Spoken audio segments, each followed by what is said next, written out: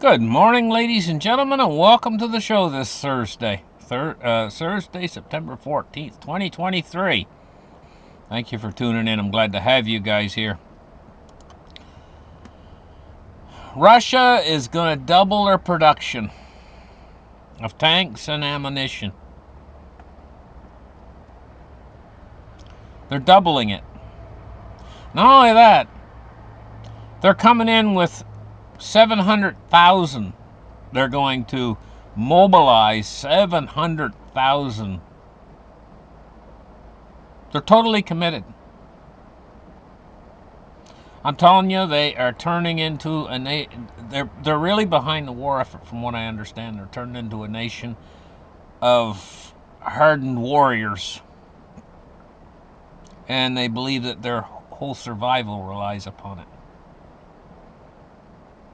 I saw a young Russian girl. She couldn't have been any more than maybe she's like 12 years old or something.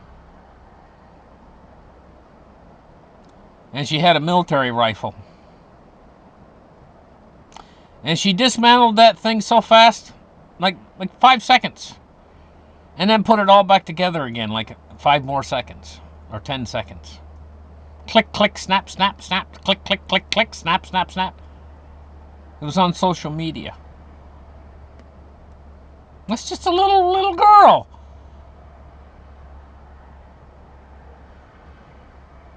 I mean, over here, the little girls are playing with kids' dolls and stuff and kitty toys. Over there, they're learning how to assemble guns at high speed. So, it's turning into a war machine. And of course, let's not bother thinking about Russia's got the most nuclear weapons of any country on Earth. Let's just not forget that.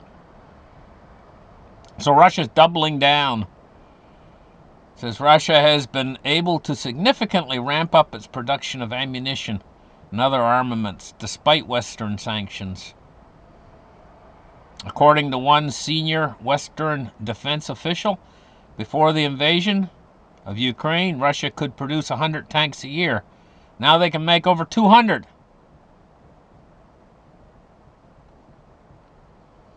Keeps up, soon they'll be able to make 400. And let's not forget, North Korea's right in there, and they're joining in. And I'm going to tell you about North Korea. They've been in mass production for the last number of years of ICBMs. Now, you guys don't know what an ICBM is. They've built so many of them that they can pop a few off. They got extras hanging around that they can pop a few off into the ocean, into the sea of Japan or whatever. And about once a month they'll fire an ICBM off like a test. This is a strong indicator of production lines. You know, they're like, it's kind of like you got a production line. You're making pancakes. You know. You don't mind wasting a few here and there if you got thousands you're producing. You know. So what an ICBM is it is a giant rocket that carries a nuclear warhead halfway around the Earth. It's a delivery system of a package that you don't want. I think myself personally that I mean, you don't know for sure, but I mean, they're saying, I think that North Korea has like 30 nuclear weapons. I don't think so. I think it might be in the hundreds, and probably excellent quality delivery systems because they test them so often. They're not old ones like were produced in a Cold War era or something that's sitting in an underground silo for 30 years that might not even work. These are newly produced ones, and don't underestimate the North Koreans' ability to make good products, good quality rockets to carry an ICBM across the ocean. Don't underestimate North Korea at all. I mean, yeah, if North Korea were to launch an attack, just saying, if they were to launch an attack, America would blow them to smithereens. But I mean, what could be the result beforehand is if, say, they launched 100 ICBMs. And yeah, now North Korea is blowing the smithereens, but those 100 ICBMs come over and say they knock down half of them. Still, that's 50. And say they land them on cities. Say you get 50 cities that are flattened in the United States. What would that look like? Just saying. Don't underestimate North Korea at all, and don't and Russia. I mean, this is a part of war. Never underestimate your enemies. This is one of the biggest things. I mean, this is what happened going back thousands of years ago. The Babylonians underestimated the Medes and Persians. And this led to the next world empire, which was the Medes and Persians. Babylonia thought that they were indestructible. They thought that they were omnipotent until the handwriting appeared on the wall. Let's just say that. And that's where we get that expression, the handwriting's on the wall. You've probably all heard that before. Anyway, moving on. Here, take a look at this. A cop was caught on a body cam joking about a dead woman that was run over in Seattle police. They caught him on a body cam talking about it, making a joke. You know what this is called? This is called dark humor. And I don't agree at all. I don't think it's good to make jokes about things like that. I think it's horrible. Absolutely horrible. But I remember back when the space shuttle blew up, like the one that had the teacher on board. It was like, what was it? Long time ago. But there's jokes going around America. Black humor jokes like this. Dark humor. And it was very, very, I mean, there was a lot of people engaging in it. I mean, so many that everybody knew the jokes. I've heard them before. But we didn't go around saying, oh, he said the joke, you got to make him quit his job, fire him, or lock those people up, put them in jail because they made a black humor joke. I mean, not, you know what I mean? Dark humor. See, this is the way it's getting. You gotta be so careful what you say on everything. Everybody is so sensitive now. You gotta be careful. You can't have dark humor even anymore. Now, you get in big trouble for it if people hear it. And so humor is starting to even crack down on humor.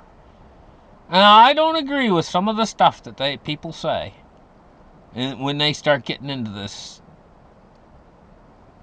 But dark humor.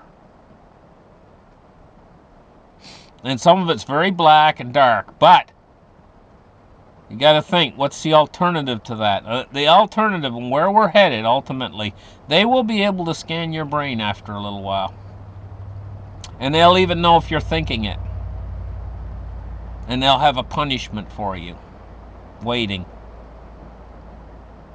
You won't even be allowed to have a little chuckle inside your brain. There's a time coming. How far do we want to progress down that road? In the end, if we can't express even something like humor, and a lot of people have an awful black sense of humor, dark humor, that's very common out there. But if we can't express ourselves, in the end, we're just going to be, they'll just be like looking at us. We'll be like a blank, flat face with no expression on it. It'll just be like something else. Be like we're all zombies. And we all express only the party line. What kind of humanity is that anymore? Anyway, you know, I mean, so anyway, let's move on and take a look at this. Here we go. In the universe today, they found that a biosignature has been found on one of the exoplanets. It says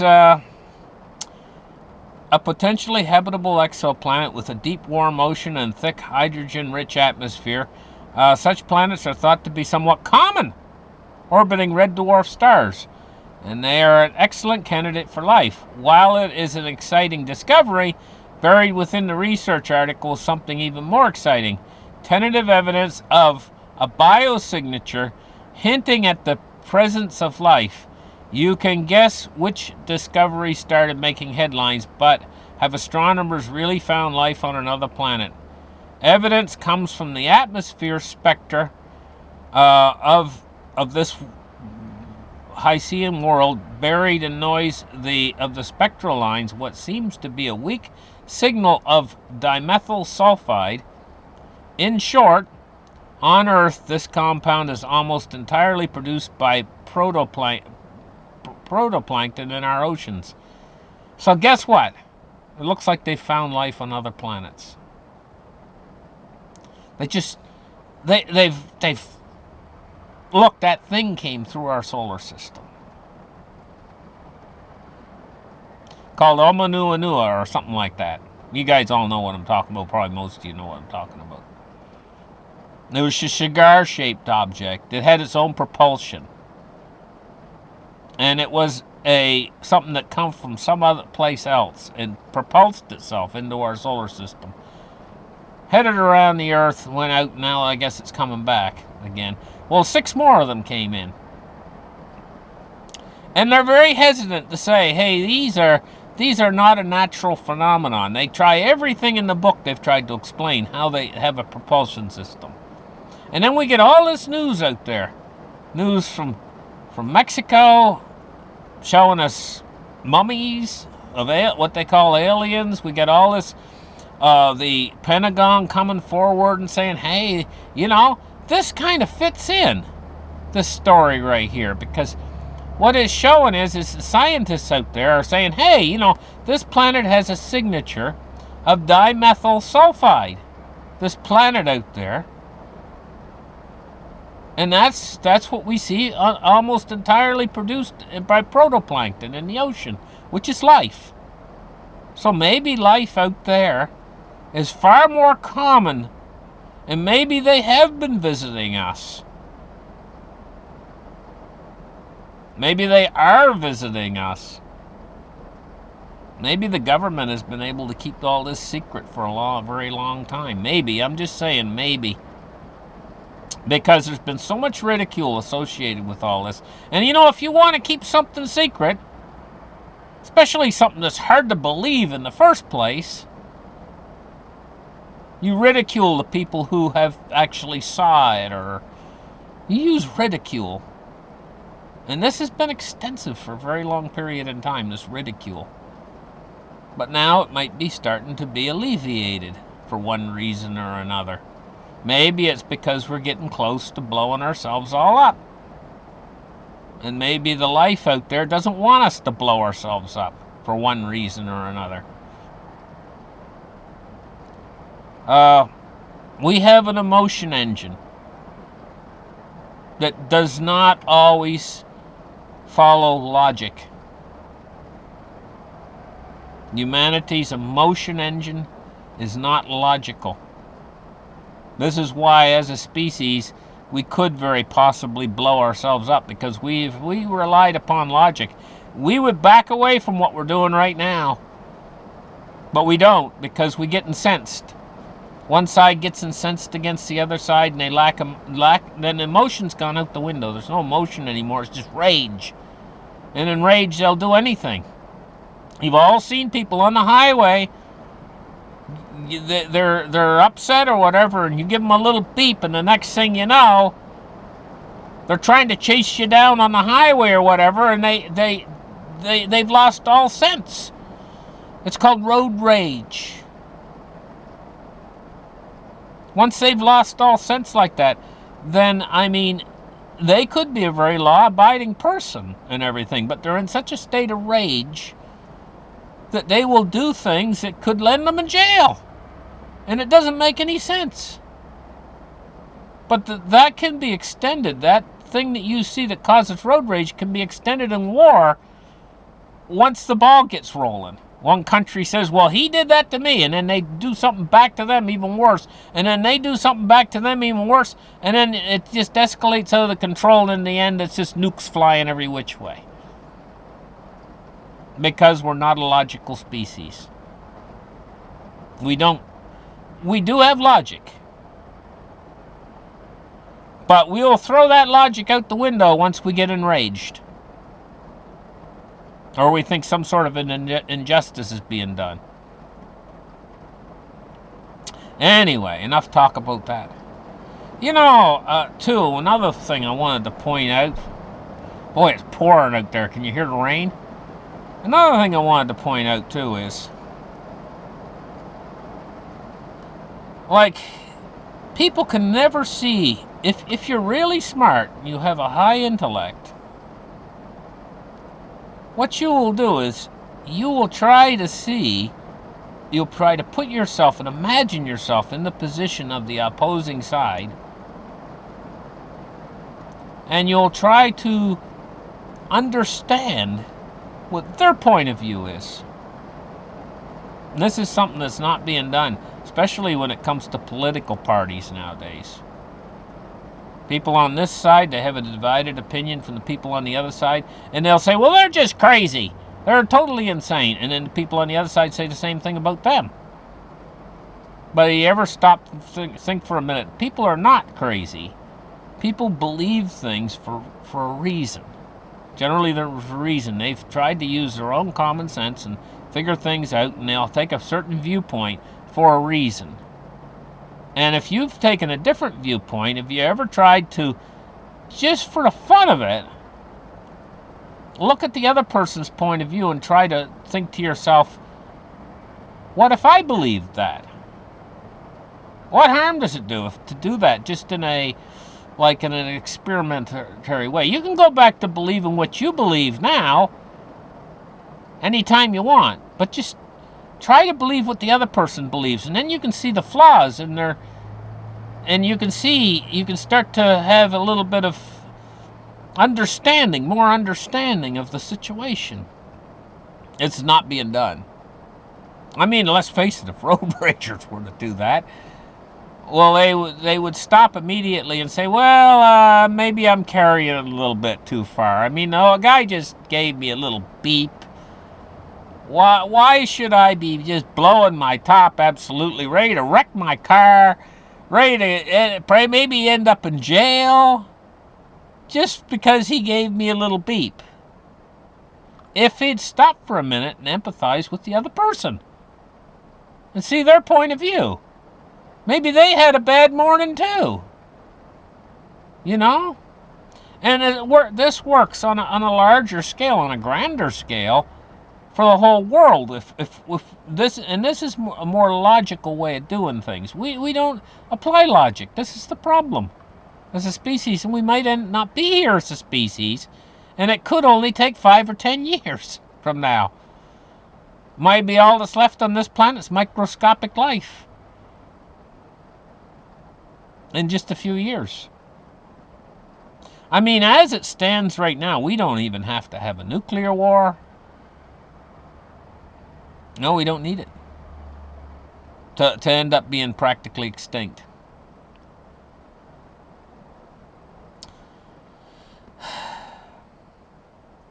Sad to say. We're already going to go into a massive population decline if nothing worse happens. If everything were to stay like it is right now, we would be going into a massive population decline. Because fertility levels are they're going to be non-existent pretty soon. There's a certain threshold, a count that has to be, a line that has to be crossed before there's fertility. In other words, no new children being born. If they fall too far below that line, the general masses of the population. Yeah, sure, some kids will be born, but not enough to keep up with the amount of people that are dying. And that's where we're headed. We're headed toward, and this can happen rather quickly because generations don't take very long between one generation and the next generation because we don't live all that long. Look, if there's no new children being born, in less than 100 years from now, there would be no humans left. And that's not a very long period of time. Just saying. Taking a look at the silver price today. 22.69 is down 12 cents on the day so far. So just when you think it can't get any cheaper, it gets a little bit cheaper. Taking a look at gold today, 19.10. It's up $3. Taking a look at cryptocurrency today. Now, crypto's done rather well today. Bitcoin is at 26,672, and it's going up. Ethereum is at 1633, and XRP is at 48.7 cents.